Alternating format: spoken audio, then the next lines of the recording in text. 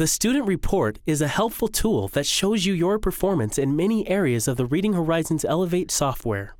You can access it by clicking on the Student Report link in the main menu. The top of the report displays your overall progress in the lesson sequence.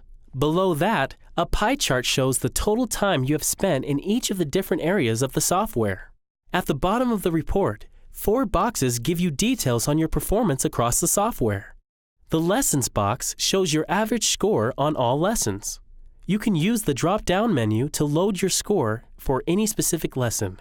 The Vocabulary box shows your average score for decoding words. You can use the drop-down menu to load your score for any specific lesson, and the number at the bottom of the box lists how many total words you have decoded. The Library box shows your current Lexile Reader measure from your performance on library passage quizzes. The pie chart shows the number of passages you read that were gold, silver, or bronze.